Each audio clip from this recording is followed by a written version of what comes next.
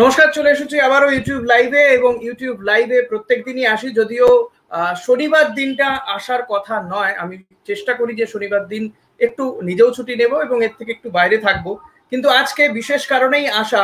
কারণ আর কিছুই নয়, এক বিধায়ক আজ আমার অতিথি, এবং যিনি সম্প্রতি বিভিন্ন যে সামাজিক মাধ্যম রয়েছে তাকে নিয়ে নানান রকম মন্তব্য চলছে, তার কিছু বক্তব্য নিয়ে, যদিও সেটা একেবারেই কাম্য নয় বলে আমি ব্যক্তিগতভাবে মনে করি। সেই জায়গা থেকে যার জীবন নিঃসন্দেহে আমার আপনাকে ইন্সপায়ার করবে প্রত্যেকটা মুহূর্তে, যিনি প্রথাগত শিক্ষা পাননি সেভাবে, কিন্তু তিনি একাধিক বই রচনা করেছেন, বাংলা একাডেমি পুরস্কার পেয়েছেন, আবার জেলও খেটেছেন। মনোরঞ্জন ব্যাপারী, বিধায়ক মনোরঞ্জন ব্যাপারী, সাহিত্যিক মনোরঞ্জন ব্যাপারী আজ আমার অতিথি। মনোরঞ্জন বাবু, আপনাকে অনেক অনেক স্বাগত। কেমন আছেন?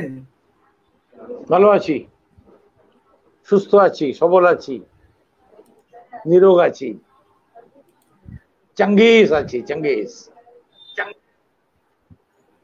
আচ্ছা, চাঙ্গিস, আপনার কাছ থেকে যেটা জানতে চাওয়া, হ্যাঁ বলুন। আপনি জিজ্ঞেস করবেন, আমি উত্তর দেব। হ্যাঁ, আপনি কিছু একটা বলছিলেন। আপনার কাছ থেকে যেটা জানতে চাওয়ার, সেটা প্রথমেই এই ভালো আছি দিয়েই আমরা শুরু করি। সাধারণত বাঙালিরা কুশল বিনিময় করে থাকি। আপনিও নিজেকে বাঙালি হিসেবে গর্ববোধ করেন নিঃসন্দেহে, আমিও বাঙালি হিসেবে গর্ববোধ করি।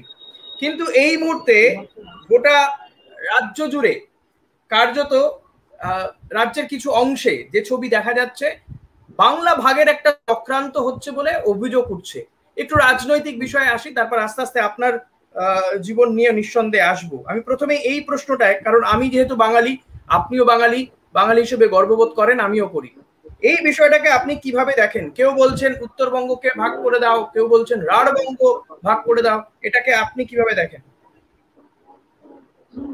অনেকে অনেক কিছু ভাবতে পারে, অনেকের অনেক স্বপ্ন থাকতে পারে, হ্যাঁ, কিন্তু বাংলা ভাগ হবে না। বাঙালি রক্ত দিয়ে রুখবে, বাংলাকে ভাগ করতে দেওয়া হবে না।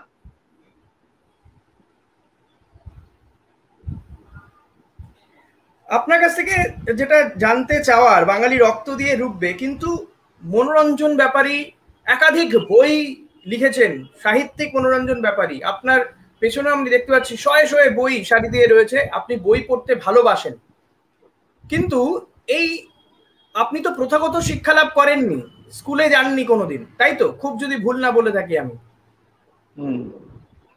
যেতে পারিনি, কারণ বাবা অত্যন্ত গরিব ছিলেন, জন্মজুর খাটতেন, তার ক্ষমতা ছিল না যে দুটো খেতে দেয়, একটু সিলেট পেন্সিল কিনে দিয়ে স্কুলে পাঠায়। তো যে বয়সে বাচ্চারা স্কুলে যায়, আমাকে পেটের তাড়নায় যেতে হয়েছিল গরু ছাগল চড়াতে। তো তার ফলে আমার স্কুলে যাওয়ার সুযোগটা আর আসেনি। তাহলে এই পড়াশোনা শিখলেন কোথা থেকে? নিজের চেষ্টায়, মাটিতে কাঠির দিয়ে আঁচড় কেটে অ ক খ ওইভাবে শিখলাম।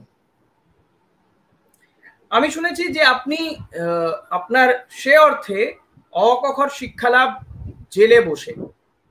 মনোরঞ্জন ব্যাপারীকে জেলে কেন যেতে হয়েছিল? জেলে যেতে হয়েছিল, আপনি যদি এই অবস্থা ব্যবস্থা যা প্রচলিত আছে তার বিরুদ্ধে বিদ্রোহ করেন, সেই ব্যবস্থাটাকে ভেঙে একটা নতুন কিছু নির্মাণের স্বপ্ন দেখেন, তাহলে আপনাকে যেতে হবে জেলে। আমাকে সেভাবে যেতে হয়েছিল। আমি একটা স্বপ্ন দেখেছিলাম। স্বপ্ন দুরকম হয়, একটা রাত্রে ঘুমিয়ে ঘুমিয়ে দেখা যায়, আর একটা হচ্ছে দিনে জেগে দেখতে হয়। যে স্বপ্ন ঘুমাতে দেয় না, যে স্বপ্ন ঘুমাতে দেয় না। তো সেই স্বপ্নকে নিয়ে পথ চলেছিলাম, যুব বয়স ছিল, তার ফলে জেলে যেতে হয়েছিল।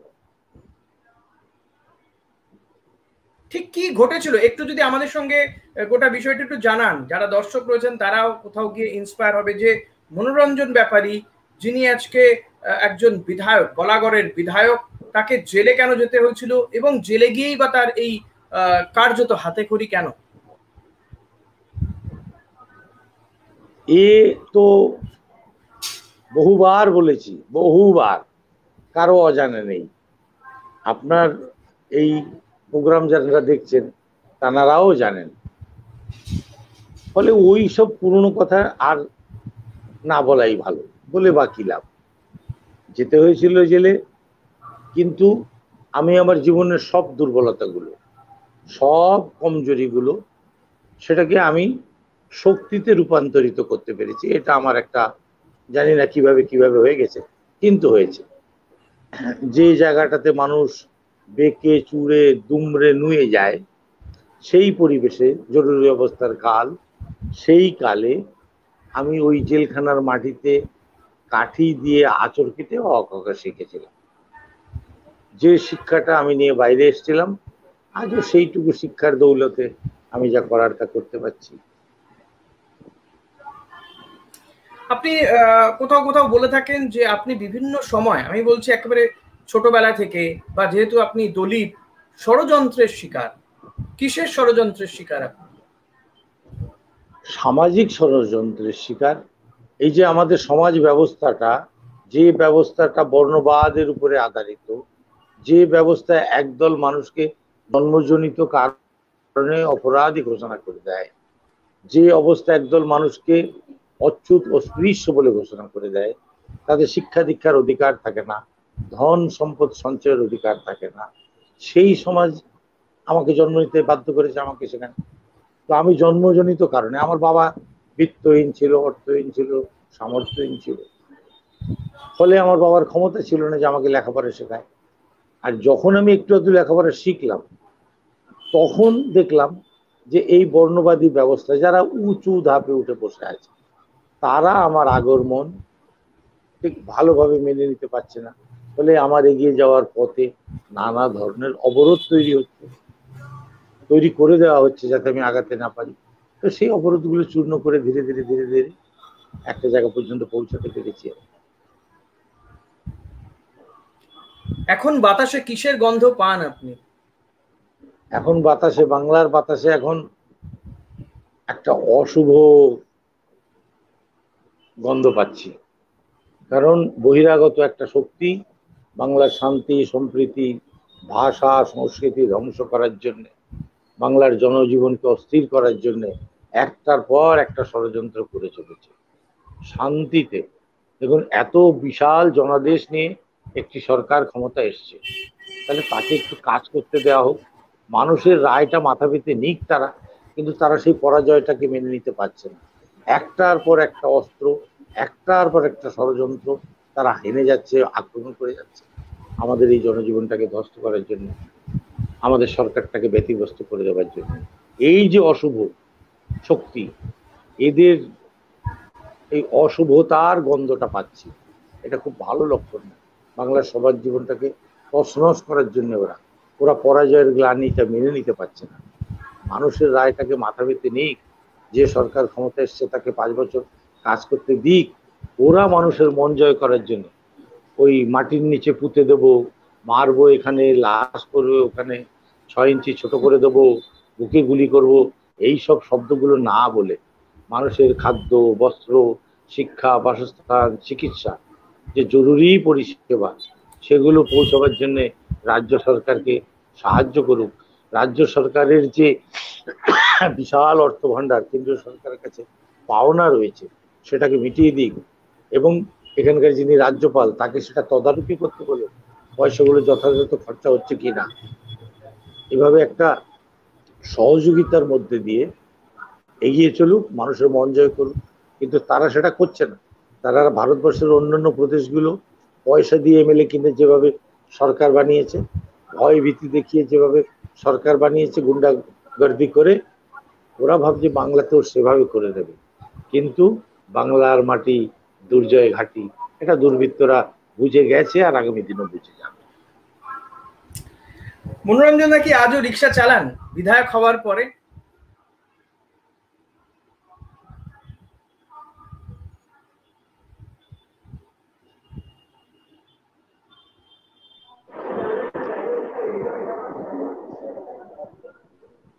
শুনতে পাচ্ছেন আমার কথা? হ্যাঁ, বললাম আজও বিধায়ক হয়েছেন, আজও কি রিক্সা চালান আপনি? রিক্সা তো দুটো পায়ে নি রিপ্লেসমেন্ট হয়েছে। ওই যে একটু আগে বললাম যে আমার সব দুর্বলতাটাকে আমি শক্তি বানিয়েছি। যখন আমার দুটো পা নিরিপ্লেসমেন্ট হয়ে গেল, আমি অক্ষম হয়ে গেলাম, প্রায় পঙ্গু হয়ে গেলাম, যখন দেখলাম যে আমার সামনে একটা ভয়াবহ দিন আসছে, অনাহারের দিন, কারণ পা না থাকলে আমি তো কাজ করতে পারবো না, তখন কিন্তু আমার ভিতরের শক্তিটা আরো জেগে উঠলো এবং আমাকে একটা অবস্থার ব্যবস্থার বিরুদ্ধে তীব্রভাবে লড়াইয়ে নামিয়ে দিল। তো সেই কারণে যাই হোক, সেটা একটা অন্য প্রসঙ্গ, সেটা পরে আলোচনায় এলে আমি বলবো। কিন্তু এই পা দুটো খারাপ হয়ে গেছে বলে ওই প্যাডেল রিক্সা যেটা আমি পূর্বে চালাতাম আর পারবো না। তা আমি এই জন্য একটা টোটো কিনেছি। এখন বিধায়ক হওয়ার পরে আমি প্রথম একটা টোটো কিনেছি। এখন যেখানে যেখানে মানুষের কাছে আমি ওই টোটো চালিয়ে পৌঁছে যাব। আর আমার টোটোটাতে এখন করোনা কাল চলছে, যেটা হচ্ছে অ্যাম্বুলেন্সও পাচ্ছে না করোনা রোগীরা। অনেক সময় অনেক জায়গায় অভিযোগ শোনা যায়, আমার বলাগড়ে কোনো মানুষ যদি অ্যাম্বুলেন্স না পান, তাহলে আমি আমার টোটোতে করে হাসপাতাল পর্যন্ত তাকে নিয়ে আসতে পারবো। আমার টোটোতে করে পরিষেবার কিছু কিছু মানুষের প্রয়োজন যদি তেমন হয়, আমি পৌঁছেও দিতে পারবো। কিছুদিন আগেই, মাত্র 2-3 দিন আগেই আপনার মন খুব ভারাক্রান্ত ছিল। আপনি মানুষের নিঃসন্দেহে একেবারে কাছে গিয়ে জানতে চাইছেন। সকাল থেকে সন্ধে আপনার বাড়িতে মানুষ আসেন সাহায্যের জন্য, আপনি সবাইকে হয়তো সাহায্য করে উঠতে পারছেন না। এখন কি মনে হচ্ছে? কোথাও গিয়ে কি আপনি জানিয়েছিলেন যে রাজনীতিতে এসে বোধহয় ভুল করেছেন? এখনো কি সেই এই গত দুদিনে আপনার সেই ধারণা কি পাল্টেছে নাকি একই রয়েছে? এই প্রশ্নটা নিয়ে এত চিরে কচলানো হলো বাবা, সাংবাদিকদের আর মিডিয়াদের আর কোনো কাজ নেই। কত চ্যানেল খালি একটি শব্দ নিয়ে এত তার শব্দ বলছি না, আমার দাঁড়ান, আমার কথা শেষ করি আগে। একটা শব্দকে বিকৃত করে কত রকম মন গড়া সব গল্প তারা বানাতে শুরু করলো। মনোরঞ্জন বাবু, আমি ওই শব্দের কথা বলছি না, আমি জানি আমার আপনি প্রশ্নটা করেছেন, উত্তরটা আমাকে দিতে দিন। হ্যাঁ প্লিজ প্লিজ। রাজনীতিতে এসে ভুল করেছি এই শব্দটার মানে হচ্ছে এই, যদি আমি রাজনীতিতে না আসতাম, এত মানুষের আশা ভরসার কেন্দ্রে আমি আসতাম না। আমি একজন সাধারণ মানুষ ছিলাম, আমি একজন সাধারণ লেখক ছিলাম, তাহলে আমার কাছে মানুষ দুঃখ বেদনার কথা বলতো, কিন্তু প্রতিকারের আশাটা করতো না। এখন তাদের প্রত্যাশা বেড়েছে, তারা আমার কাছে প্রতিকারটা চাইছে।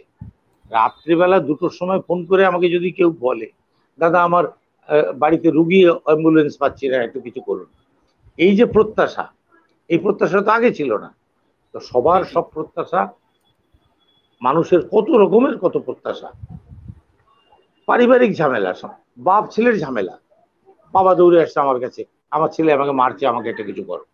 এই যে স্বামী স্ত্রীর ঝগড়া, এই যে সমস্ত ভরসার কেন্দ্রে এসে আমি দাঁড়িয়ে পড়েছি।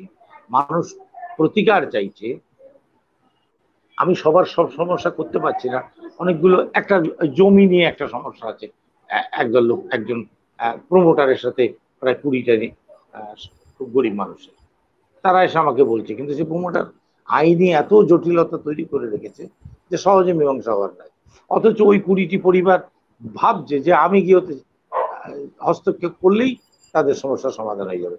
এই ধরনের বহু সমস্যা, যেগুলো মানুষ নির্ভর করছে আমার উপরে, যে আমি চাইলেই নাকি মেটাতে পারি, কিন্তু আমি তো পারি না। তার থেকে আমার মনে হয়েছে যে আমি যদি রাজনীতিতে না আসতাম, তাহলে ওরা তো আমাকে এইসব কথাগুলো বলতো না। আমাকে ভাই ভেবে, বন্ধু ভেবে, সন্তান ভেবে এই যে আমার কাছে একটা আবদার করছে, তাদের অসহায়তার কথা জানাচ্ছে, এগুলো তো জানাতো না। এই জায়গা থেকে একটা সাধারণ কথা, যে রাজনীতি আমার লেখালেখিতে থাকলে বোধহয় ভালো কথা, এইটারে তাহলে কি মোহভঙ্গ হলো, তাহলে কি এই হলো, তাহলে কি সেই হলো, আমাদের দলীয় নেতাদের কাছে চলে যাচ্ছে, মনোরঞ্জন ব্যাপারী এই কথা কেন বললো, এর জবাব কি দেবেন। মানে সেটাও কি আপনি বিধায়ক হয়েছেন বলেই কি এই এই যন্ত্রণাটাও বেড়েছে বোধহয়? হয়তো বা, এখন তো মিডিয়ার একটা এমন চলছে, আপনাদের ভাষায় সেই যে বলে টিআরপি, সেই টিআরপি সংগ্রহের জন্য তারা যে কি করতে পারে আমার ভাবনার বাইরে। এখন আমাকে একটু সংযত হতে হবে সব কথা। অত আমি যত সরল ভাবে বলছি, সহজ ভাবে বলছি, মানুষ বিশেষ করে সাংবাদিকরা সেটাকে অত সহজ ভাবে নিচ্ছেন না, সেটাকে বেঁকিয়ে পেঁচিয়ে মুড়িয়ে একটা নিজের মতো একটা রূপ দিচ্ছেন। আমাকেও একটু সংযত হতে হবে আর কি, এইটাই। আমি চাইবো মনোরঞ্জন ব্যাপারী সহজ সরল একজন আদ্যন্ত বাঙালি খেটে খাওয়া মানুষ যেভাবে থাকেন সেভাবেই থাকুন, একদম মাটির কাছাকাছি থাকুন। আপনারা কি থাকতে দেবে? আপনাদের দেবেন? আপনার সতীর্থরা কি থাকতে দেবে? এটা তো সতীর্থদের দায়িত্ব নেবে, সতীর্থদের দায়িত্ব আমি নিতে পারছি না। আমি অন্তত আমার এই ইন্টারভিউতে আমি চাই আপনার সঙ্গে খোলামেলা একদম গল্প করতে আগামী দিনগুলোতেও, যাতে আমাদের। হ্যাঁ বলুন। সেইভাবে সরল মনে সরল প্রশ্ন, তার সরল জবাব, কিন্তু মাথার মধ্যে এই একটা ইন্টারভিউ কয়েকদিন আগে, আমি নাম বলছি না, সে পেঁচিয়ে ঘুরিয়ে আমাকে একটা, আপনি ইন্টারভিউটা হয়তো দেখেছেন চ্যানেলে একটা, আমি বললাম আপনি এত পেঁচাচ্ছেন কেন, সরল কথাটা সরল ভাবে বোঝার চেষ্টা করুন। একটা আবেগী মানুষের একটা আবেগজনিত কথারে অত বেঁকিয়ে বেঁকিয়ে নিজেদের দিকে নিয়ে যেতে চাইছেন কেন, আমার মুখ থেকে অন্য কিছু বলাতে চাইছেন কেন? আমি তাকে একটুখানি অসন্তুষ্টিটা আমার জানালাম। এইটা আমি মনোরঞ্জন বাবু, আমি আপনাদের সময় কত, আপনাদের সময় কত? আমার সময় আছে, আমি গল্প করব আপনার সাথে। আপনার যদি, আমি নরমালি এই প্রোগ্রামটা 1 ঘন্টা করে থাকি, ঠিক আছে? আমি যেটা বলছি আমি হৃদয় থেকে বলছি একদম, আমি যেটা বুঝেছিলাম অন্তত সেই সময় সেই বিষয়টি পড়ে, যে এতজন মানুষের প্রত্যাশা, কষ্টটা আপনি একেবারে মাটির কাছাকাছি থেকে জানছেন, কোথাও গিয়ে তাদের প্রত্যাশা পূরণ করতে পারছেন না বলে একটা আপনার আফসোস হচ্ছে, সেই জায়গা থেকে। ওইটা আমার ব্যক্তিগত অক্ষমতা, আমি আরো কেন শক্তিমান হলাম না, আমাকে আরো কেন শক্তিমান আমি হলাম না, যদি হতাম তাহলে আমি আরো আরো মানুষের, এটা আমার ব্যক্তিগত অক্ষমতা, এটা কোনো আর কোনো অর্থ নেই, রাজনৈতিক কোনো আফসোস, এটা একটা আফসোস, একটা মানবিক জায়গা থেকে কথাটাকে বলা। এই জন্য আমি ইন্টারভিউ আজকে, আপনি জানেন না, আপনি দেখেছেন বোধহয়, আমার আজকে ইন্টারভিউ নামটাও আমি দিয়েছি মানবিক ইন্টারভিউ। এই ইন্টারভিউ। আচ্ছা, আপনি একটা কয়েকদিন আগে একটা ভিডিও দেখেছেন, তাতে আমি অমানবিক শব্দটা উচ্চারণ করতে পারছিলাম না, জিভটা আমার আটকে গেছে। সেইটা নিয়ে লক্ষ মানুষ, সে যে কি ট্রোল হলো বাংলাদেশ থেকে, অমানবিক কেন আমি উচ্চারণ করতে পারছি না, কিসের সাহিত্যিক, রবীন্দ্র পুরস্কার পেয়েছে, একাডেমি, হিন্দু হিন্দু সব তুলে আনছে তারা, এসব কি অমানবিক শব্দটা উচ্চারণ করতে পারছে না, জিভটা তখন আটকে গেছে। দেখেছেন ওই ভিডিওটা? আপনি দেখেছেন? এই এবারে হচ্ছে কি, যে কোনো মানুষের জিভ আটকে যায়। ওই সময় আমার কেশোরাম রেয়ন কারখানা বন্ধ হয়ে গেছে, 4000 মানুষ কাল কি খাবে অনাহারের দুশ্চিন্তায় তারা কাতর। আমার কাছে মানুষগুলো ছুটে এসছে, আমার কাছে কোনো বাহন ছিল না, টোটো নিয়ে আমার টোটো একটা আছে, তাড়াতাড়ি আমি ওইটা নিয়ে পৌঁছে গেলাম, তাদের পাশে চলে গেলাম। তাদের যে দুশ্চিন্তা কাতর মুখগুলো, ওইগুলো দেখার পরে আমার উত্তেজনা একদম তুঙ্গে উঠে গেছে, আমি নিজেকে স্থির রাখতে পারছি না। আমি তো আমার নিজের অতীতটাকে দেখতে পাচ্ছি যে এইরকম ভয়াবহ দিন তো আমার জীবন দিয়ে গেছে, কাল কি খাবো সেই চিন্তা যখন মাথার মধ্যে এসে যায়, আমি সেই পুরনো দিনে ফিরে গেছি, বাচ্চা কাচ্চা নিয়ে কি খাবে, তখন আমি এত উত্তেজিত হয়ে গেছি যে কিছুতেই আর অমানবিক শব্দটা উচ্চারণ করতে পারছি। এইটা নিয়েও একটা ট্রোল হয়ে গেল, কটা চ্যানেল, কত কিছু, বাপরে বাপ। সেটা বরং অনেক বেশি অমানবিক, আমি মনে করি সেটা অমানবিক। আমি যেটা পরে একটু জানতে চাইছি আপনার থেকে, এই যে আপনি বা আমরাও কিছু কিছু জেনেছি যে বিষয়গুলো, আপনার এই লড়াই সংগ্রামটা আমি বিশেষ করে একটু জানতে চাইছি, কারণ বহু মানুষ ভাবেন বোধহয় এমনি এমনি বিধায়ক হয়ে যাওয়া যায়, এমনি এমনি একটু রাজনৈতিক নেতাদের আশপাশে ঘুরলেই টিকিট পাওয়া যায়, কিংবা একটু লবি করলে টিকিট পাওয়া যায়, একটু লবি করলে ভালো সাহিত্যিক হয়ে যাওয়া যায়, বহু মানুষের এরকম ধারণা রয়েছে। আমি সে কারণেই বারবার জানতে চাইছি যে আপনার যে জীবন সংগ্রামটা একটু বলুন, আমার দর্শকদের বলুন, কেউ কেউ এই সময়টা বিশেষ করে, কারণ যারা এই যে বিধিনিষেধ, লকডাউন যাই বলুন না কেন, মানুষ আজকাল ঘরে বসে রয়েছেন, অনেকে হতাশায় ভুগছেন, কাজ চলে গিয়েছে, চাকরি চলে গিয়েছে, বহু মানুষের কি করবেন ভেবে পাচ্ছেন না, তারা কোথাও গিয়ে একটু আপনার এই বক্তব্যগুলো শুনে একটু মোটিভেট হবে আমার মনে হয়। তো মানুষের বই পড়ার ইচ্ছাটা আজকাল অনেক কমে গেছে, তো আমাকে দিয়ে একটা উপন্যাস পড়িয়ে নিতে চাইছেন, এই আর কি। ঠিক আছে, ওপার বাংলা থেকে আসা এক রিফিউজি পরিবারের সন্তান আমি। আমার বাবা প্রথম অবস্থায় দণ্ডকারণ্য যেতে রাজি হননি, তার ফলে ক্যাম্প থেকে তার নাম কাটা গেল। তার ফলে হলো কি, আমাদের খাদ্য সংকট শুরু হয়ে গেল। বাবা জন্মজুর খাটতেন, তখনকার সময় জন্মজুরের খুব কম পরিশ্রম, কোনোদিন কাজ হয় কোনোদিন হয় না। ওই অবস্থায় আমাদের কিন্তু সামান্য দুবেলা যে দুমুঠো খেতে দেবেন সেই ক্ষমতাও তার ছিল না। তখন আমাকে চলে যেতে হলো ছাগল গরু চড়াতে। ছাগল গরু চড়ালাম, তারপরে একটুখানি বড় হয়ে চায়ের দোকানে গ্লাস ধুলাম। চা বেচিনি কিন্তু, হ্যাঁ, ভয় পাওয়ার কারণ নেই, আমি শুধু চায়ের গ্লাস ধুয়েছি। হ্যাঁ, কোনো চা বেচলে আমি হয়তো ভীতিকারক কিছু হতে পারতাম, সেটা নয়। আমি চা শুধু গ্লাস ধুয়েছি। হ্যাঁ, কাছাকাছি আছে। হ্যাঁ, না, গ্লাস ধোয়া আর চা বেচা দুটোর মধ্যে তো, গ্লাস ধুয়েছি। চা বেচলে হয়তো আমি আরো রেল স্টেশন বেচতে পারতাম, প্লেন বেচতে পারতাম, বিএসএনএল বেচতে পারতাম, অনেক বেচার ক্ষমতা আমার অনেক হাতে এসে যেত। সেটা আসেনি আমার। মানে আপনি ধুয়ে পরিষ্কার করতে এসেছেন? ওই গ্লাস ধোয়া দিয়ে শুরু হয়েছে। তো ফলে তারপরে মুটে মজুর, রিক্সাওয়ালা, ডোম, সুইপার, হেন কোনো কাজ নেই, নাইট গার্ড সব করেছি। করার পরে রিক্সা চালিয়েছি। এই যে জীবন, যাদের সামনে কোনো আলো নেই, তারা কিন্তু সঠিক দিশা খুঁজে পায় না, কোথায় যাব। অন্ধকারে ঘুরতে ঘুরতে অন্ধকারের মধ্যেই তারা হারিয়ে যায়, পথভ্রষ্ট হয়ে যায়। আজকের সময় মনে হয় যে আমি ভ্রষ্ট পথের পথিক হয়ে গেছিলাম। হাঁটতে হাঁটতে একদিন যেখানে পৌঁছে গেলাম, দেখলাম সেটা জেলখানার কালো কুঠি। তার মধ্যে নিজেকে আবিষ্কার করলাম। খুব কাঁদছিলাম আমি জেলে গিয়ে প্রথম দিন। তো এক ভদ্রলোক, তিনি আমার পিতৃতুল্য, কাঁদছি কেন সবকিছু জিজ্ঞেস করলেন, কি কেস নিয়ে এসছি জিজ্ঞেস করলেন, জানলেন সব।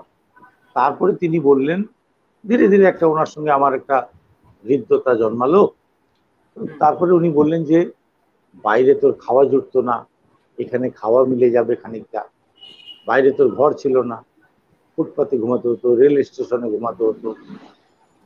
রেল স্টেশনে ঘুমালে ট্রেন থেকে নামা যাত্রীরা লাথি মেরে চলে যেত।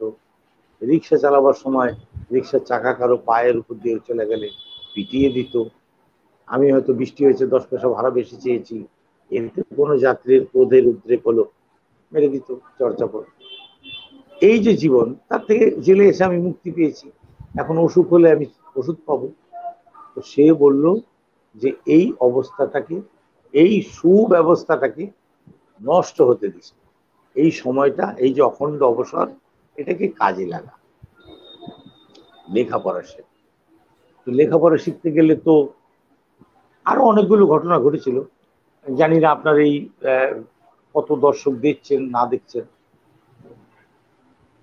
যার উদ্দেশ্যে বলছি সেও আমাকে দেখতে পাচ্ছি কিনা। দেখছি দেখছি, আপনাকে দেখতে পাচ্ছি, একদম শুনছিও। আসলে এই আপনি সমস্ত আপনি দেখছেন। আমি একটা গল্প বলবো, সেই গল্পটা যার উদ্দেশ্যে বলবো তিনি যদি দেখতে পান তাহলে আমার খুব ভালো লাগবে। সেই সময় জেলে একটি ছেলেকে দেখেছিলাম, আপনার বয়সী, আপনার মতো এরকমই, আর একটু রোগা। তো জেলখানার যে হাসপাতাল, হাসপাতালের পাশে পাগলাগারদ, দুটোই পাশাপাশি। তো আর তার সামনে একটা পুকুর আছে। তো দেখছি যে সেই পুকুরে ওই ছেলেটি খালি গায়ে বসে জামা কাপড় কাচ্ছে, জামা কাপড় কাচ্ছে।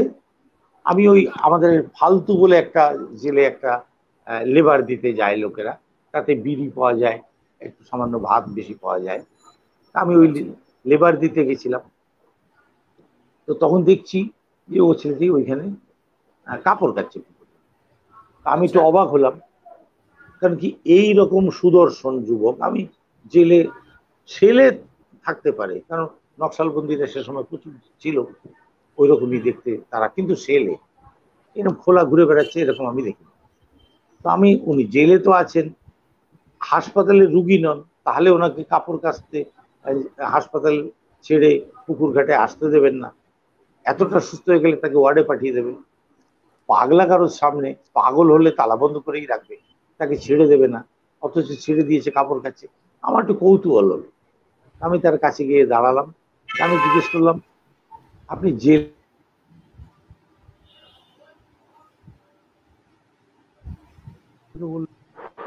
যে আপনি জেলে কেন? তো তার উত্তরে সে বললো আমার মা আমাকে ধরিয়ে দিয়েছে। মা পৃথিবীর প্রিয় আর পবিত্রতম শব্দ, মা ধরিয়ে দিয়েছে।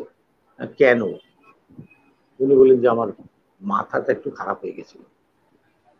আচ্ছা, মাথা খারাপ হয়ে গেছিল। আপনি মাথা খারাপ হয়ে গেছিল বুঝতে পারেন? তো সে বললো যখন বুঝতে পারি তখন আমি ভালো থাকি, আর যখন বুঝতে পারি না তখনই খারাপ থাকি। তো বুঝতে পারলাম যে এখন উনি ভালোই আছে। তো তারপরে ওনাকে জিজ্ঞেস করলাম যে আপনার মাথা খারাপ হয়ে গেছিল কেন? তো উনি বললেন একটা বই পড়ে। কি বই? উনি বললেন চরিত্রহীন, শরৎচন্দ্রের চরিত্রহীন। আপনি পড়েছেন বইটা? আচ্ছা, হ্যাঁ হ্যাঁ, আপনার আপনি পড়েছেন? আপনি পড়েছেন বইটা? আমাকে শরৎচন্দ্রের বলছেন তো? চরিত্র, হ্যাঁ হ্যাঁ শরৎচন্দ্রের হ্যাঁ হ্যাঁ চরিত্রহীন বইটা পড়েছেন তো? কিন্তু আপনার হ্যাঁ মাথা হ্যাঁ খারাপ হয়নি। আমিও হ্যাঁ, পড়েছিলাম পরে এসে, আমার মাথা খারাপ হয়নি, ওর মাথা খারাপ হয়ে গেছে। তো আমি তখন ওই মাস্টার মশাই যিনি ওই আমাকে বলেছিলেন লেখাপড়া শিখতে, উনি অনেকদিন ধরে বলে যাচ্ছেন, আমি আর ওই কথায় খেয়াল করছিলাম না। এই বুড়ো বয়সে এসে কি লেখাপড়া শিখবো, তখন তো অনেক বয়স, 22-24 বছর বয়স। তো ওনাকে এসে বললাম যে মাস্টারমশাই এরকম একজন ছেলেকে দেখলাম, সে বলছে একটা বই পড়ে মাথা খারাপ হয়ে গেছে, এটা কি সত্যি হয়? তখন উনি বললেন যে তুমি তো একটি পাঁঠা, তুমি কি করে বুঝবে যে বইয়ে কি করতে পারে, বইয়ের কি ক্ষমতা? এই যে ছেলেগুলো নকশাল বন্দি যারা জেলে রয়েছে, ওগুলো পাগল না? এত বড় ভারত রাষ্ট্র, তার কতখানি ক্ষমতা, ওরা কি জানে একটা মেশিন গান কতখানি ক্ষতি করতে পারে, একটা বোমারি বিমান কতখানি ক্ষতি করতে পারে, ওরা কি জানে? ওরা দুটো পাইপ গান নিয়ে আর হাত বোমা নিয়ে চলেছে সেই রাষ্ট্রের বিরুদ্ধে যুদ্ধ করতে। এগুলো তো পাগল। এই পাগল হয়েছে কি করে? একটা বই পড়ে, সেটার নাম রেড বুক। এরকম বই পড়লে মানুষের মাথা খারাপ হতে পারে। ওই যে ছেলেটা চরিত্রহীন পড়েছে, ওর পারিবারিক পরিমণ্ডল এমন ভাবে ওই বইয়ের সঙ্গে, চরিত্রের সঙ্গে মিশে গেছে, যেটা ওর ব্রেনের উপরে হিট করেছে, অ্যাটাক প্রভাব করেছে। ফেলেছে, হ্যাঁ, যেটা প্রভাব ও সহ্য ফেলেছে। করতে, প্রভাব ফেলেছে। তার ফলে ও আর এটা সহ্য করতে পারেনি, পাগল হয়ে গেছে। তখন আমার মনে হলো যে এইটা আমার জানতে গেলে বই পড়ে লোকে পাগল কি করে হয়, তাহলে আমাকে বই পড়াটা শিখতে হবে। তখন আমি ওনাকে বললাম যে আমি লেখাপড়া শিখতে চাই। তখন উনি একটা দাঁতনের মতো একটা ছোট কাঠি ভেঙে নিয়ে আসেন, আর মাটির মধ্যে অ আ ক খ এই লেখেন। আচ্ছা, মাস্টারমশাই একটা কথা বলেছিল, আমি ওই কথাটা আপনার দর্শকের সঙ্গে শেয়ার করতে চাইবো। হ্যাঁ প্লিজ প্লিজ প্লিজ বলুন, দয়া করে বলুন। উনি জেলখানার জানলা দিয়ে ন্যাশনাল লাইব্রেরির কার্নিশে একটা বটের চারা দেখিয়েছিলেন, ছোট্ট। বলতো ওই বটের চারাটা ওখানে বেঁচে আছে কি করে? ওখানে তো জল নেই, ওখানে সার নেই, ওখানে মাটি নেই, তা সত্ত্বেও একটা বটের চারা ওখানে কি করে বেঁচে আছে? বেঁচে আছে কারণ ও বেঁচে থাকতে চায়। ইচ্ছে। যে বেঁচে থাকতে চায় তাকে মারবার ক্ষমতা পৃথিবীর কারো নেই। ঠিক। যে বেঁচে অসাধারণ। থাকতে চায়, আর এই বেঁচে থাকতে চাওয়াটা দুরকম হতে পারে। একটা হচ্ছে এই চিড়িয়াখানায় একটা কচ্ছপ ছিল, 350 বছর বেঁচে ছিল। হুম ওর কথা আপনি জানেন? ওর নাম কি হুম। জানেন? ওর পিতৃ পরিচয় কিছু জানেন? কিছুই জানেন না, কিন্তু বেঁচে ছিল 350 বছর। আর ভগৎ সিং কত বছর বেঁচে ছিল? ভগৎ সিং, ভগৎ সিং কত বছর বেঁচে ছিল? ভগৎ সিং কত, 17-18 বছর বয়স? না, একটু 22-23 বছর। হ্যাঁ। আচ্ছা, ক্ষুদিরাম? তো আরো আরো কম, 14। ক্ষুদিরাম, ভগৎ সিং হুম। আর 17-18। ভগৎ সিং ক্ষুদিরাম ওটা একটা জটিল জায়গায় চলে যাচ্ছি। বিবেকানন্দ কত বছর বেঁচে ছিলেন? তাহলে খুবই এই কম যে বয়স। বেঁচে থাকা, আহ, বিবেকানন্দ সম্ভবত আমার যতদূর মনে করছে 39 বছর বেঁচে ছিলেন। হ্যাঁ 40-39 এরকম। 39 বছর, হ্যাঁ। ওটাও একটা বাঁচা। আজকে কি বিবেকানন্দ মারা গেছেন? বিদ্যাসাগর মারা গেছেন, রামমোহন মারা গেছেন, গেছেন কি? বেঁচে আছেন আমাদের মনে, আমাদের মনে বেঁচে আছে। এই যে বেঁচে থাকাটা, এই যে বাঁচা, পরবর্তী সময়ে আমি জানতে পারবো যে এই বাঁচাটাকে বলে জিজিবিষা, যে শব্দের দিকে আমি ধীরে ধীরে যাচ্ছি আর কি, জিজিবিষা। আর কচ্ছপটা যে বেঁচে আছে, ওইটার নাম ওর মৃত্যু নেই, তাই বেঁচে আছে। যেমন ভাবে এখন আমরা বেঁচে আছি, মৃত্যু দয়া করে বাঁচিয়ে রেখেছে, তাই বেঁচে আছে।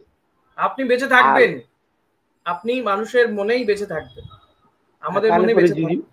তাহলে জিজিবিষা শব্দের যে অর্থ জীবনের ক্ষেত্রে যথার্থ হবে। আর যদি ওই মরি নেই তাই বেঁচে আছে, বেঁচে থাকা হবে। এই শব্দের অর্থ আপনি যার কাছে জানতে গিয়েছিলেন, তিনি সেই মুহূর্তে জানিয়েছিল কি আপনাকে? মহাশ্বেতা দেবী? ওই গল্পের দিকে যাচ্ছি আর কি। তো যখন আমি অক্ষর জ্ঞান প্রাপ্ত করে একটু বইপত্র পড়ার মতো জ্ঞান যখন আহরণ হলো, জেলের মধ্যে বসে আমি একটা বই পড়েছিলাম, মনোজ বসুর নিশি কুটুম্ব। তারপরে আমি ওইটু জ্ঞান যে যুক্তাক্ষর বর্জিত, ওটা আমি পড়ে ফেলতে পারছিলাম। তারপরে বাইরে গিয়ে আমি আবার ধীরে ধীরে আরো একটু পড়াশোনা করে নিজের জ্ঞান খানিকটা বাড়াতে পারি। তো সেই সময় একটা বই আমি পেয়েছিলাম। আমি ওই যেখানে রিক্সা চালাতাম, বাইরে এসে আমাকে রিক্সা চালাতে হতো। জেলে তো গরম ভাত নিয়ে বসেছিল সরকার, কিন্তু আর তো বাইরে তো কেউ ভাত দেবে না, আমাকে রোজগার করেই খেতে হবে। তো বাইরে এসে আমি ওই রিক্সা চালাতাম, আর পাশে একটা কাওয়ারখানা ছিল, যে পুরনো খবরের কাগজ লোহা লক্কর কেনে, হ্যাঁ, ওখানে ওই পুরনো খবরের কাগজ বইপত্র ওখানে প্রচুর পেয়ে যেতাম। উল্টো রথ, প্রসাদ, বহু, ওখানে শুক্তারা। তো ওর মধ্যে অনেক ছেঁড়া করা বইয়ের মধ্যে একটা বই পেয়েছিলাম, যার মধ্যে একটা শব্দ ছিল জিজিবিষা। পড়তে পড়তে আমি ওই শব্দটার মানে আর কিছুতে পাচ্ছি না, খুঁজে পাচ্ছি না, বুঝতে পারছি না। তো তখন ওই রিক্সা চালাতে চালাতে যাকে সামনে পাই তাকে জিজ্ঞেস করি। দিল্লিতে একটা প্রোগ্রাম হয়েছিল আমাকে সামনে রেখে, সেই প্রোগ্রামটার নাম ছিল শব্দ বদলতে হ্যায় জীবন। শব্দ বদলতে হ্যায় জীবন, বদলতে হ্যায়, হ্যাঁ, শব্দ জীবনকে বদলে দিতে পারে। সেইখানে একজন বলছিলেন কথায় কথায় তার বক্তব্যের মধ্যে যে বেদ বা উপনিষদে নাকি এরকম বলা আছে যে যদি একটা শব্দের যথার্থ অর্থ কোনো মানুষ জেনে যেতে পারে, তাহলে তার গোটা জীবনটা জেনে যেতে পারে। উনি সেই বক্তৃতার মধ্যে সেই কথাটা বলছেন। তো এইবারে এই জিজিবিষা শব্দের যথার্থ অর্থ আমি খুঁজে বেড়াচ্ছি, অর্থটা কি, যাকে পাই সামনে জিজ্ঞেস করি। তো তখন এক বয়স্ক মহিলা আমার রিক্সায় উঠলেন, দেখে মনে হলো উনি অধ্যাপিকা। তাকে জিজ্ঞেস করলাম যে জিজিবিষা শব্দের মানে। উনি চমকে উঠলেন, একটা রিক্সাওয়ালা এরকম একটা শব্দর মানে জানতে চাইছে। উনি বললেন পড়াশোনা কতদূর? আমি বললাম পড়াশোনা কিছু নেই। তাহলে এই শব্দটা, প্রথম বলে এই শব্দটা পেলে কোত্থেকে? আমি বললাম বই থেকে। তোমার পড়াশোনা কতদূর? আমি বললাম পড়াশোনা কিছু নেই। বলে তাহলে তুমি বই পড়ো কি করে? আমি নিজের চেষ্টায় শিখেছি। কি কি বই পড়েছো? আমি গোটা 10-12 বইয়ের নাম বললাম, তার মধ্যে 4-5টা বই ওনার ছিল লেখা। আর কিছুক্ষণ আগে যে বই একটা পড়ছিলাম, সেটা আমার রিক্সার গদির মধ্যে রেখেছি, যেটা ওনারই লেখা, অগ্নিগর্ভ বইটার নাম। তো তখন উনি ওর অর্থ বললেন বেঁচে থাকার ইচ্ছা বা বাঁচিবার ইচ্ছা। তারপরে উনি বললেন যে আমার পত্রিকায় তোমার মতো সাধারণ মানুষরা লেখে, তুমি কি লিখবে? তো তার আগে পর্যন্ত আমি তো কোনোদিন কিছু লিখিনি। আমি বললাম ঠিক আছে, চেষ্টা করবো, নাম দিন, আপনার ঠিকানা দিন, লেখা পৌঁছে দেবো। তখন উনি যখন লিখলেন, তখন দেখছি একটা ছোট চিরকুটে উনি নাম ঠিকানা লিখে দিলেন। তখন জানতে পারলাম যে উনি হচ্ছে মহাশ্বেতা দেবী। তখন ওই রিক্সার গদি খুলে বইটা বার করে ওনাকে দেখালাম। তো সেই যে লেখাটা ছাপা হলো বর্তিকা পত্রিকায়, একটা কাগজে রিভিউ হয়েছিল, যুগান্তর কাগজে রিভিউ হয়েছিল। তার ফলে কি হলো, আমি যাদবপুর ইউনিভার্সিটির সামনেই রিক্সাটা চালাতাম, ওখানকার অধ্যাপকরা, ছাত্ররা আমাকে দেখতে আসতেন। এমন একটা লোক এই লেখাটা লিখেছে যে রিক্সা চালায়, কোনোদিন স্কুলে যায়নি, এটা তাদের বিশ্বাস করতে ভীষণ কষ্ট হতো। আমাকে পরীক্ষা করতে আসতেন, আমার সঙ্গে আলাপ আলোচনা করতেন সমাজনীতি, রাজনীতি, সাহিত্য নিয়ে। তারপর তারা বলতেন তাদের কোনো পত্রিকা বেরোয় আমাকে একটা লেখা দিতে হবে। টপিকস ওনারা ঠিক করে দিতেন, দেশভাগ নিয়ে লেখো, বা রিক্সাওয়ালা নিয়ে লেখো, বা বস্তি জীবন, কিছু একটা বলে দিতেন আমরা, এটা নিয়ে লেখো। আমি লিখতাম। এইভাবে লিখতে লিখতে লিখতে লিখতে বাংলা একাডেমি পুরস্কার পেলাম, 24 ঘন্টা অন্ন সম্মান পেলাম, রবীন্দ্র পুরস্কার পেলাম, দি হিন্দু পেলাম, gateway literature writer of the year পেলাম, সূর্য দত্ত ন্যাশনাল অ্যাওয়ার্ড পেলাম, জার্মানি থেকে রুশো ফেলোশিপ পেলাম, গোটা ষাটেক পুরস্কার আপনার পিছনে, আমার মাথার পিছনে দেখা যাচ্ছে। দেখতে পাচ্ছি, দেখতে পাচ্ছি, হ্যাঁ, সব শোভা পাচ্ছে আপনার মাথার উপর। সত্যি অসাধারণ জীবন আপনার, লড়াই, এবং সেই লড়াইকে জেতা। আপনি যেমনটা বারবার করে বলছেন যে দুর্বলতাকে শক্তিতে পরিণত করেছেন আপনি। এই জায়গা থেকেই আপনার যেহেতু মহাশ্বেতা দেবীর সঙ্গে কাজ করার একটা অভিজ্ঞতাও রয়েছে, মহাশ্বেতা দেবী যেটা চেয়েছিলেন, বা বিশেষ করে উনি যাদেরকে নিয়ে কাজ করছিলেন, আদিবাসী পিছিয়ে পড়া সমাজ, তাদেরকে নিয়ে আপনি নিজেও বেশ কিছু কাজ করেছেন। কোথাও গিয়ে কি মনে হয় যে আজকের দিনে দাঁড়িয়ে তারা সেই একই জায়গাতে রয়েছে, নাকি তাদের কিছুটা উন্নয়ন হয়েছে? আপনি কিভাবে দেখেন?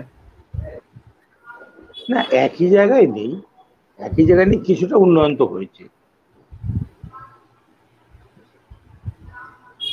আবার আমাকে গল্পে ফিরে যেতে হবে। এই যে একটা ডিম ফুটে বাচ্চা বের হয়, ডিমটার মধ্যে একটু তা দিলে একটা প্রাণ হয়। ডিমটাতে একটু তা দিলে ভিতরে একটা প্রাণ হয়। কেন প্রাণ হয়? কি ওর মধ্যে ফুটে বেরোবার মতো, প্রাণ হবার মতো উপাদান মজুদ আছে। একটু তাপ চাইছে, উপাদানটা আছে, সেই উপাদানটা একটু তাপ চায়। তাপ চাইলে একটা প্রাণ হবে, তাপ পেল। তারপরে কিন্তু সেই যে ছোট্ট প্রাণটা, তার যে ছোট্ট ছোট্ট ঠোঁট দিয়ে ওই ডিমের খোলসটার মধ্যে ধাক্কা মারে। আমি বাইরে বেরোতে চাই, আমি আকাশে উঠতে চাই, আমি মুক্ত দুনিয়াটা দেখতে চাই। ওই ছোট্ট ছোট্ট পোকার মধ্যে দিয়ে সেই বার্তাটা বেরিয়ে আসে। তখন মা পাখি, যার বুকের সঙ্গে সেটে ডিমটা বসে আছে, সে বুঝতে পারে যে ও বেরোতে চাইছে, সিগন্যাল দিচ্ছে। তখন তার শক্তপোক্ত ঠোঁট দিয়ে ওই ডিমের খোসাটাকে ভেঙে তাকে মুক্ত করে, বাইরে বার করে আকাশ দিয়ে দেয়। তো আমি বিকশিত হতে চাই, সে সমাজ জীবনে হোক, ব্যক্তি জীবনে হোক, উদ্যমটা আমার পক্ষ থেকে থাকবে। আমি চেষ্টা করব, রাজনেতা বলুন, রাজনীতি বলুন, সমাজনীতি বলুন, মানুষ বলুন, আমি যদি আগাই, আমাকে কিন্তু সাহায্য করার লোক এগিয়ে আসবে। আমাদের যে জাতি গোষ্ঠী, জনগোষ্ঠী নিজেরা আগাবার চেষ্টা করেছে, আজকে দেখুন আদিবাসী জনগোষ্ঠী তো অনেক আছে কি না? তার মধ্যে সাঁওতালরা, মুন্ডারা অনেকটা এগিয়েছে, লোধাদেরও মধ্যে অনেকটা আগাও, আরো তো অনেক গোষ্ঠী আছে, তারা সেভাবে আগাতে পারে। কারণ আগাবার ইচ্ছাটা তাদের মধ্যে সেভাবে চালিয়ে দেওয়া যায়নি, তাদের নিজের ভিতর থেকেও সেইভাবে তারা তৈরি করেন নিজেকে। আমাদের দলিত যে জনগোষ্ঠী, আমি যে জনগোষ্ঠীর মানুষ, নমশূদ্র আছে, পণ্ডক্ষত্রিয় আছে, রাজবংশীরা আছে, আরো বহু কাওড়া আছে, বাগদি আছে, বাউরি আছে, অনেক আছে। অনেক আছে। পশ্চিমবঙ্গে 60টা মতো দলিত জনগোষ্ঠীর কথা জানা যায়। তার মধ্যে থেকে 9 কি 10টা এগিয়ে এসছে, বাকিরা আগায়নি। তারা সেই যে অন্ধকারে পড়েছিল সেখানেই পড়ে আছে। বলে আগাবার ইচ্ছাটা যে জাতির ছিল, নমশূদ্রদের মধ্যে তো এত উত্থান ঘটেছে, এত অগ্রমণ হয়েছে যে স্বাধীনতার সময়তেই তারা নিজেদের আর দলিত বলে পরিচয় দিতে রাজি হচ্ছে। ইংরেজের কাছে তারা দরখাস্ত করেছিল যে আমাদের উচ্চ জাতিতে গণ্য করা হোক, সেটা উচ্চবর্ণদের বাধায় সম্ভব হয়নি। ফলে আমার ভিতরের ইচ্ছাটা যদি থাকে, তাহলে পরে কিন্তু এই রাজনীতি, এই রাষ্ট্রনেতা যারা আছেন, তারাও কিন্তু সহযোগিতা করবেন। ছোট্ট করে আরেকটা কথা বলি এই প্রসঙ্গে। দিদি মমতা ব্যানার্জি, আমি মুখ্যমন্ত্রী বলছি না, আমাদের প্রাণের দিদি তো দিদিই বলছে, দিদি মমতা ব্যানার্জি আমরা যে নমশূদ্র জাতির মানুষ, আমাদের উন্নয়নের জন্য নমশূদ্র বিকাশ পরিষদ করেছেন, মতুয়া উন্নয়ন পরিষদ করেছেন। আমি দলিত সাহিত্য একাডেমির চেয়ারম্যান, আমিও নমশূদ্র জাতির মানুষ। উনি এদের নিয়ে আপনার রাজবংশীদের জন্য উন্নয়ন পরিষদ করেছেন, সান্তালদের জন্য। এই সমস্ত যে পিছিয়ে পড়া জনগোষ্ঠীকে এগিয়ে নিয়ে আসার জন্য ওনার কিন্তু আন্তরিকতায় কোনো ঘাটতি নেই, খামতি নেই। এখন আমাকেও নিজেকে তো প্রস্তুত হতে হবে আগাবার জন্য, তাই না? আমাকে কেউ বুট দিল, আমাকে কেউ খুব সুন্দর দামি একটা বুট এনে দিল, আমি পায়ে গলালাম, মোজা দিল, পায়ে গলালাম, এবার দৌড়াবো কিনা আমি, সেটা তো আমার উপরে নির্ভর করছে। বুট আর মোজা তো আমাকে দৌড়ে দেবে না। মনোরঞ্জন, একটা বিষয় যে এই যে একাধিক, আমি যদি উত্তরবঙ্গের দিকেই যদি ধরি, এই যে একাধিক বোর্ড গঠন করা হয়েছে, বিরোধী রাজনৈতিক দলগুলি তারা বলছে যে এই সমস্ত বোর্ডগুলো গঠন করে আখেরে উন্নয়ন তো সেভাবে পৌঁছচ্ছেই না, উল্টে বিভাজনটাকে আরো প্রকট করা হয়েছে। বিরোধী রাজনীতিরা কি বলছে ওদের কথা আমরা শুনবো, বিরোধী দলরা কি বলছে আমরা ওই কথায়, কারণ ওরা আমাদের কোন কাজটা ভালো চোখে দেখছে, কি দেখছে? দিদির 64টা জনহিতকর প্রকল্প, এমন বাংলার কোন মানুষ আছে তার দ্বারা উপকৃত হয়নি? আমাদের দিদি যে বিনামূল্যে চাল দিচ্ছেন মানুষকে অনাহার থেকে বাঁচার জন্য, সেটাকেও ওরা সমালোচনা করছে, ভিক্ষা দেওয়া হচ্ছে, অমুক দেওয়া। এদের ওদের সমালোচনার জবাব আমি দিতে যাবো কেন? ওরা ওদের রাজনৈতিক কারণে চাল দেওয়া হচ্ছে, এখানে মমতা ব্যানার্জি মুখ্যমন্ত্রী তিনি নিজের নাম করে চালাচ্ছেন। আমাদের রাজ্য থেকে কি পরিমাণ কর কেন্দ্র সরকার নিয়ে যায়, তার বিনিময়ে কতটুকু ফেরত দেয়, এটা যদি কেন্দ্র দিচ্ছে, কেন্দ্র পাচ্ছে কোত্থেকে? কেন্দ্রের কি কলকারখানা আছে? কারখানা থেকে টাকা উৎপাদন হচ্ছে, আমাদের রাজস্ব নিয়ে গিয়ে তার কিছু অংশ আমাদের করে দিচ্ছে। আমাদের পাওনা টাকা কেন্দ্রের কাছে কোটি কোটি টাকা, ন্যায্য পাওনা টাকা আটকে রয়েছে, তারা দিচ্ছে না। আমাদের কেন্দ্র কি দয়া করছে? দান করছে আমাদের? আমাদের থেকে যেটা নিয়ে যাচ্ছে তার বড় একটা অংশ রেখে দিয়ে ক্ষুদ্র একটা অংশ আমাদের দিচ্ছে। বিধানসভার তো অধিবেশন হয়ে গিয়েছে, মানে শুরু হয়ে গেছে, আপনি বিধানসভায় গেছেন, এর মধ্যে শপথ নিয়েছেন, বিধানসভায় তো যাচ্ছেন, সেক্ষেত্রে প্রথম দিনের অভিজ্ঞতা কি একটু শেয়ার করবেন আমাদের সঙ্গে? প্রথম দিনের অভিজ্ঞতাটা মোটেই ভালো না। বিরোধী দলের কাছ থেকে আমরা গঠনমূলক সমালোচনা আশা করি, কিন্তু তারা প্রথম দিনেই প্রমাণ দিয়ে দিলেন যে তারা বিধানসভা যতদিন চলবে বিধানসভার মধ্যে বিশৃঙ্খলাই করবেন। রাজ্যপালের ভাষণ, রাজ্যপাল তো তাদের লোক, কেন্দ্রীয় সরকারের লোক, রাজ্যপাল সে ভাষণ দিচ্ছে, সেই সময় চিৎকার চেঁচামেচি করে তাকে থামিয়ে দেওয়া, 14 মিনিটের ভাষণ মাত্র 4 মিনিটে সমাপ্ত করতে বাধ্য করা, এই অসভ্যতাটা না করলেও পারত। ওরা শান্তভাবে বসে কি বলছে শুনতে পারত। তারা চিৎকার চেঁচামেচি করে না তো তারা শুনলো, না তো আমাদের শুনতে দিল। কেন? প্রথম দিনেই অসভ্যতা করার দরকার ছিল। কথা শুনে আপনার মনে হচ্ছে যে মনোরঞ্জন ব্যাপারী একজন অত্যন্ত রাজনৈতিক ব্যক্তিত্ব হয়ে উঠেছেন, কিন্তু এই রাজনীতিতে এলেন কি করে? মানে রাজনীতিতে কেন এলেন? কোথাও গিয়ে কি আপনার লেখা প্রভাবিত হচ্ছে না? লেখা ভীষণ প্রভাবিত হচ্ছিল, এবং লেখা ভীষণ মানুষকে প্রভাবিত করছিল বলেই একটি পক্ষ থেকে, আপনি বুঝে নিন, গৌরী লঙ্কেশের ভাই বানিয়ে দেবো, এই ধরনের হুঙ্কার ধমকিও আমাকে দেওয়া হচ্ছিল। এই যে ঘরটা আমি এখন বসে আছি, আমাজন টাকা দিয়েছিল বলে, আমাজনের সঙ্গে একটা আমার এগ্রিমেন্ট হয়, তার ফলে যে টাকাটা দেয় তার ফলে এই বাড়িতে আমি করতে পারি। নাহলে এখানে একটা ঝুপড়ি বাড়ি ছিল, 1 বছর ওই করোনার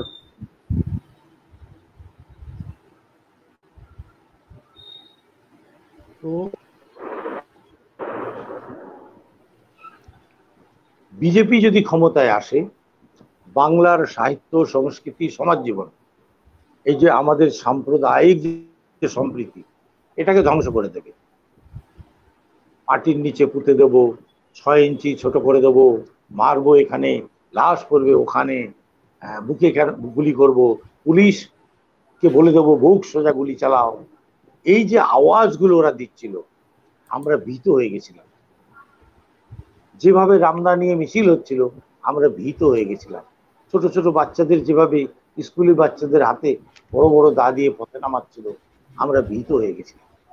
আমি ভীত হয়ে গেছিলাম যে যদি এই খুনি বাহিনী, এই জল্লাদ বাহিনী যদি ক্ষমতায় আসে তাহলে আমাদের সমাজ জীবনটাকে ধ্বংস করে দেবে, আমাদের ভাষা সাহিত্য সংস্কৃতিকে ধ্বংস করে দেবে।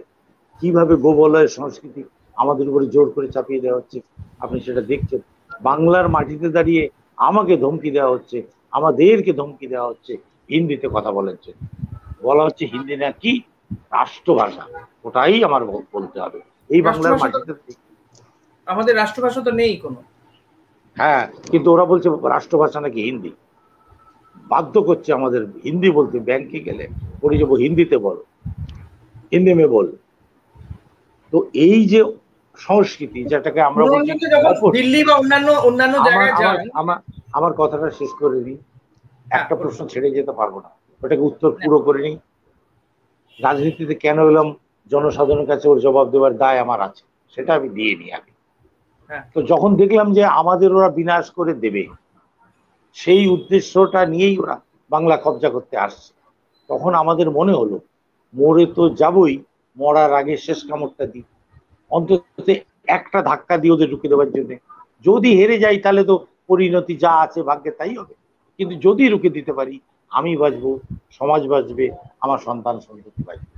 তাই রাজনীতিতে দিদি টাকা মাত্র আর পিছন ফিরে তাকাতে পারিনি। একটা চাকরি করতাম সরকারি, ত্যাগ দিতে হলো। দলিত সাহিত্য একাডেমির চেয়ারম্যান ছিলাম, ত্যাগ দিতে হলো। দিদি করেছিলেন। সুভাষ বোস, নেতাজি সুভাষচন্দ্র বোস ওই কমিটির একজন সদস্য ছিলাম, ত্যাগ দিতে হলো। সবকিছু ত্যাগ দিয়ে এসে নির্বাচনে দাঁড়ালাম। যদি নির্বাচনে পরাজিত হতাম তাহলে এগুলো সব, আর নির্বাচনে আমি পরাজিত হই কি আমার দল পরাজিত হোক, বাংলায় বিজেপি এসে গেলে আমি এখন নিজে স্বেচ্ছায় চাকরি ছেড়েছি, তখন হয়তো আমাকে মেয়েরে চাকরি থেকে ছাড়িয়ে দিই। তো আপনি যখন ভোটে আপনাকে যখন মানে শেষ লড়াইটা লড়েছি এবং ওই ভয়াবহ শক্তি, ওই ক্ষতিকারক শক্তিকে আমরা রুখে দিতে পেরেছি। বলুন এবার প্রশ্ন। আপনার যখন নাম ঘোষণা হলো তার আগে আপনার সঙ্গে মমতা বন্দ্যোপাধ্যায়ের কথা হয়েছিল যে আপনাকে ভোটে দাঁড় করাবে বা কিছু? হ্যাঁ, একটু অন্য জায়গা থেকে পাচ্ছিলাম যে হয়তো বা হতে পারে, হয়তো বা। আর দিদির একটাই ফোন ছিল, একটাই ফোনে একটাই আদেশ ছিল, আদেশ ভোটে দাঁড়াতে হবে, একটাই কথা ছিল, এবং তার একটাই আমার জবাব ছিল দাঁড়াবো। তারপরে দিদির আরেকটা কথা ছিল জিততে হবে, তার উত্তর আমার ছিল জিতবো। আমার একটা আত্মবিশ্বাস ছিল যে বাংলার যে সিট থেকেই আমাকে লড়াক, আমি যার জন্য সিট কোনটা দেবে আমি অত ভাবিও, যেখানে দেবে আমি জিতবো। কারণ মানুষ, আমি গোটা বাংলা ঘুরে দেখেছি, মানুষ আমাকে ভালোবাসে, দল মত নির্বিশেষে। বলা করে আপনি যদি গিয়ে খোঁজ নেন তাহলে দেখবেন বহু সিপিএম এর লোক আমাকে ভোট দিয়েছে, বহু বিজেপির লোক আমাকে ভোট দিয়েছে, সাধারণ মানুষ তো দিয়েছি। আমি যে বিষয়ে জানতে চাইছিলাম মনোরঞ্জন বাবু, যে এই যে বাংলা ভাষা বা যেটা নিয়ে আপনাদের আন্দোলনও রয়েছে, আন্দোলন করেছেন, আমরা এই নির্বাচনেও দেখেছি যে এই বাংলা বাঙালি সংস্কৃতিকে বাঁচাতে হবে এরকম একটা স্লোগানও ছিল শাসক দলের পক্ষ থেকে। আমি জানতে চাইছি আপনি যখন অন্যান্য রাজ্যে বা এই যে বিভিন্ন পুরস্কার প্রদর্শনীগুলোতে যান, অনুষ্ঠানগুলোতে যান বা বিদেশে যান, তখন বাংলাতেই কথা বলেন? না, হিন্দিতে কথা বলি। হিন্দি ভাষার উপরে আমাদের কোনো আক্রোশ নেই। হিন্দি অত্যন্ত সুন্দর একটা ভাষা। প্রেমচাঁদ, মুন্সি, ফণীশ্বরনাথ, শিলাল শুক্ল আমরা হিন্দিতেই পড়েছি। হিন্দি ভাষার উপরে আমাদের কোনো আক্রোশ নেই, কিন্তু হিন্দি ভাষাকে চাপিয়ে দেওয়ার বিরুদ্ধে আমাদের একটা জেহাদ আছে। হিন্দি ভাষার মাধ্যমে এই যে ভাষা সাম্রাজ্যবাদ, সব তাদের অধীনস্থ করে নেওয়া, এইটার জন্য আমাদের তার বিরুদ্ধে একটা ক্ষোভ আছে। হিন্দি ভাষাকে ভালোবাসি, উর্দু ভাষাকে ভালোবাসি। আমাদের উর্দু ভাষা এত একটা সুন্দর মিষ্টি ভাষা, আমরা ভালোবাসি। শায়রি, উর্দু শায়রি শুনলে যে মনের মধ্যে যে একটা শান্তি আসে, একটা ভালো লাগে, সেটা তো অন্য কোনো ভাষায় আসে। ফলে হিন্দিটাকে আমরা ভালোবাসি, কিন্তু সেই ভাষাটাকে ভালোবাসি, সেটাকে আমাদের উপর জোর করে চাপিয়ে দেবে রাজনৈতিক উদ্দেশ্যে, চাপিয়ে দেওয়া হবে আমার নিজস্ব ভাষা, আমার নিজস্ব সংস্কৃতি, তাকে ধ্বংস করার জন্য। এটার বিরুদ্ধে আমরা আওয়াজ উঠিয়েছি। এই যে আপনি যে কথা আমরা শুরুর দিকে আলোচনা করছিলাম, আপনি যেমনটা বলেছিলেন যে রাজনীতিতে এসে বোধহয় ভুল করেছি, যাই হোক সেটা নিজের একটা কোথাও গিয়ে যে আপনি সবার জন্য কাজ করতে পারছেন না, সেটা থেকে একটা আপনার বক্তব্য ছিল, সেটা নিয়ে আপনি বলছেন সাংবাদিকরা সেটা নিয়ে অনেক রকমের জলঘোলা করেছে, অনেকে অনেকবার জিজ্ঞাসা করেছে, কিন্তু আপনার দলের নেত্রী কি জিজ্ঞাসা করেছেন বা শাসক দলের শীর্ষ কোনো নেতা যে হঠাৎ আপনি কেন এই ধরনের কেন শোনো, দিদি তো আমাকে জানেন, আমার দলের নেতারা তো আমাকে জানেন, আমার আবেগটাকে তারা জানেন, আমি কোনো দুরভিসন্ধিমূলক কারণে এই শব্দটাকে প্রয়োগ করিনি, ওনারা এটা বিশ্বাস করেন। তারা জিজ্ঞেস করবেন কেন? তারা জিজ্ঞেস করেন। আমি তো এটা তো একটা আবেগ তাড়িত কথা, এটার মধ্যে একটা বিরাট কিছু অর্থ খুঁজতে যাওয়া। যে মানুষদের সঙ্গে আমার মানুষ যারা, আমার দল নেত্রী দিদি আমাকে চেনেন, তিনি চেনেন বলেই তো একটাই শব্দ বলেছেন, ঘটে দাঁড়াতে হবে। মানে উনি জানতেন যে ওনার কথা আমাকে মানতেই হবে, তো আমাকে বিশ্বাস করেন তারা আমাকে জিজ্ঞেস করবেন কেন? আমি কি কোনো বদ উদ্দেশ্যে, কোনো অসৎ উদ্দেশ্যে এই কথাটাকে বলেছি? ওরা তো নিজের একটা, যে আমি যদি এটাতে না যুক্ত হতাম, এত মানুষের এত প্রত্যাশার কেন্দ্রে আমি এসে পৌঁছাতাম না। মানুষের এত যে আশা আকাঙ্ক্ষা, তারা আমার মধ্যে থেকে সমাধান চাইছে আমার কাছে, সেইটা একটা এত বড় বোঝা যে আমাকে ভীষণ চিন্তায় ফেলছে নিজের দায়িত্বের কারণে। সেই জায়গা থেকে বলা, এটার মধ্যে কোনো রাজনীতি খুঁজতে যাওয়া। এই যে রাজনীতিতে আসার পরে লেখালেখি করার সময় পাচ্ছেন? এখন লেখালেখি করার একটা ধারাবাহিক একটা লেখা একটা পত্রিকায় বেরোচ্ছে, কালকেও বেরোবে, সেটা একটা মিডিয়া বলে, নামটা আর হয়তো বলা যাবে না আপনাদের, এটা আবার আপনাদের কিসব নিয়ম টিয়ম আছে। একটা পত্রিকায় আমার ইউটিউব চ্যানেলে বলতে পারেন, অসুবিধে। প্রতিদিন পত্রিকাতে আমার ধারাবাহিক রবিবার করে একটা লেখা বেরোয় প্রতিদিন, বোধহয় 17 সংখ্যা হয়ে গেল, কালকে 18টা হবে, 60টা সংখ্যা ওনারা আমার চাপবেন, ওইরকম একটা কথা আছে। তো লেখালেখিটা আগের চাইতে কমেছে, কারণ সকাল থেকে সন্ধ্যে পর্যন্ত মানুষের কাজ করতে হচ্ছে। আর এই যে আপনার ইন্টারভিউ দিতে দিতেই দেখছেন আপনি 10টা ফোন এলো, লিখতে বসলে এরকম যদি 10টা ফোন আসতে থাকে, প্রতি 2 মিনিট অন্তর একটা ফোন, তাহলে পরে তো মনোসংযোগ করা যায় না। সেই জন্য লেখাটা, অথচ ফোনটা আমি বন্ধও রাখতে পারি না, কারণ এমন একটা ফোন হয়তো, আমি তো কতবার ফোন করেছি আপনাকে, এবারে আপনার ফোন হয়তো আমি না ধরলাম, কিন্তু একটা অসুস্থ মানুষ হয়তো সেই মুহূর্তে, তাকে আমার বিশেষ প্রয়োজন, তখনই যদি আমি ফোনটা বন্ধ রাখি, যদি আমাকে হয়তো একটা ফোনের কারণে অনেক বড় বিপদ থেকে তাকে আমি বাঁচিয়ে নিতে পারবো। তো সেটা যদি আমি ফোনটা বন্ধ করি আর তার যদি কোনো ক্ষতি হয়ে যায়, তাহলে সেটা আমার সারা জীবনের জন্য একটা আক্ষেপ থেকে যাবে যে কেন ফোনটা খুলে রাখি।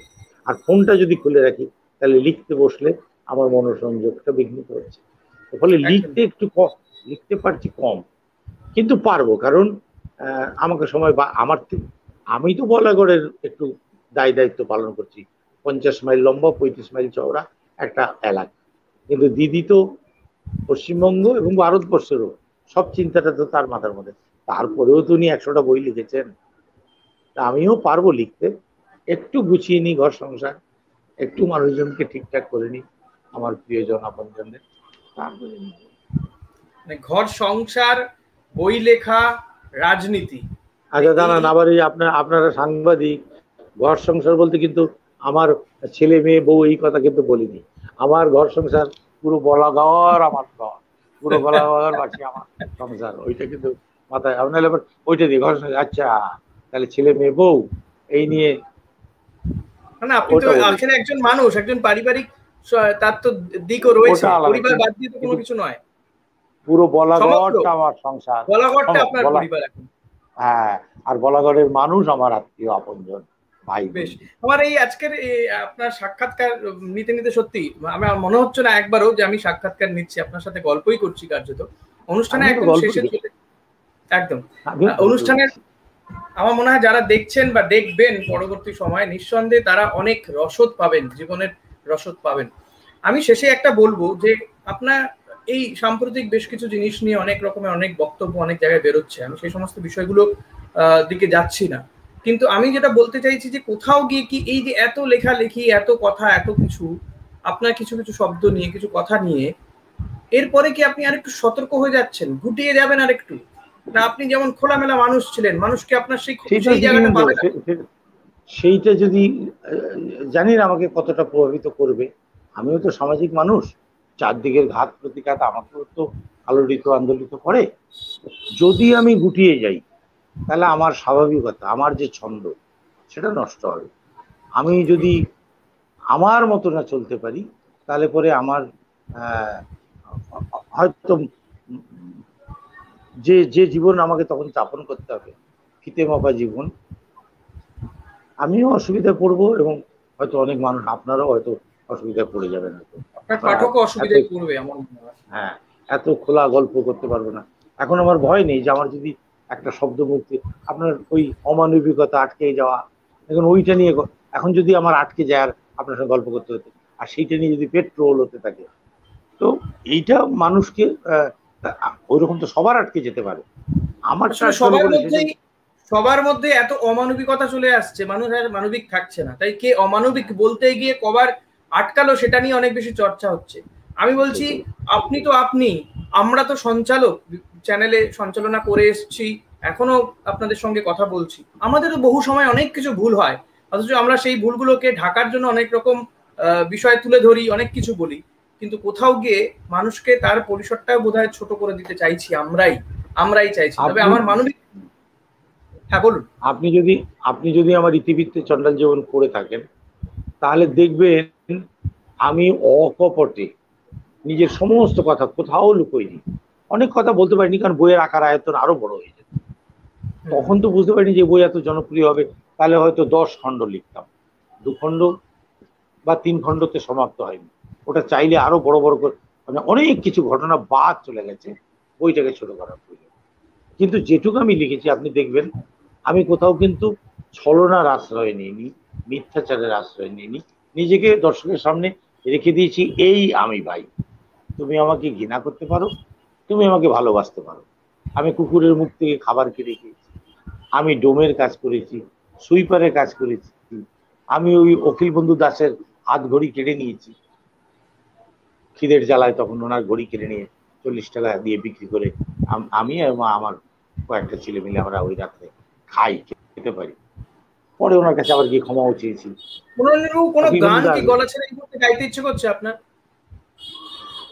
এখন গাইবো না, কারণ কি যদি ঠিকঠাক গাইতে না পারি, হেরে গলা তো গাইবো, কেউ বিচার করবে না।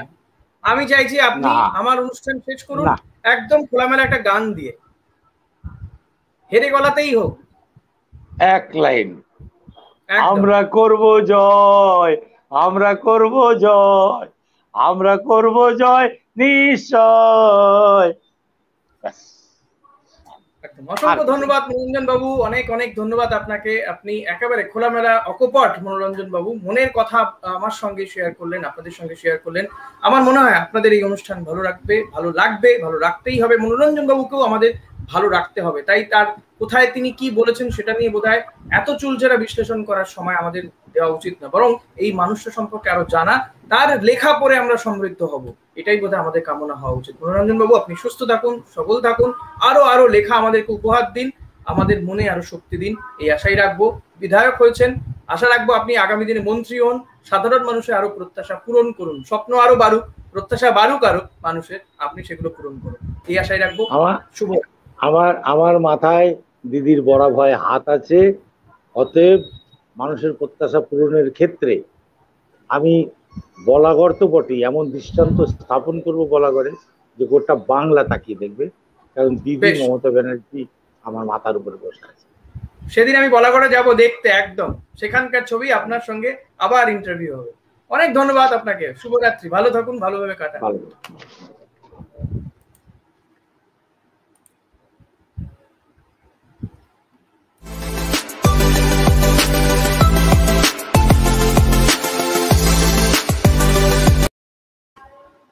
আমার এই অনুষ্ঠান শেষ হয়ে গিয়েছে। মনোরঞ্জন বাবুকে নিঃসন্দেহে আশা করব যে তিনি আরো লিখবেন, আরো লেখা উপহার দেবেন। বিধায়ক হয়েছেন তিনি, এবং আগামী দিনে তিনি মানুষের প্রত্যাশা পূরণ করুন, বলাগড়কে এমন জায়গায় নিয়ে যাক যা দৃষ্টান্ত স্থাপন হোক গোটা রাজ্যে কেন গোটা দেশে উন্নয়নের ক্ষেত্রে। তবে আপনাদের কাছে অনুরোধ থাকবে, আমার এই চ্যানেলটি সাবস্ক্রাইব করুন, লাইক করুন, কমেন্ট করুন। আপনি যদি বিশেষ কোনো অনুষ্ঠান দেখতে চান সেটাও আমাকে জানান, কি অনুষ্ঠান দেখতে চাইছেন কমেন্ট বক্সে গিয়ে কমেন্ট করুন প্লিজ, এবং বেল বাটনটা প্রেস করবেন যাতে আমি কোনো ভিডিও যখন আপলোড করব বা এই ধরনের কোনো অনুষ্ঠান নিয়ে আসবো তখন আপনি নোটিফিকেশন পেয়ে যাবেন। আপাতত আজকের মতো এই পর্যন্তই। শুভরাত্রি, ভালো থাকবেন প্লিজ।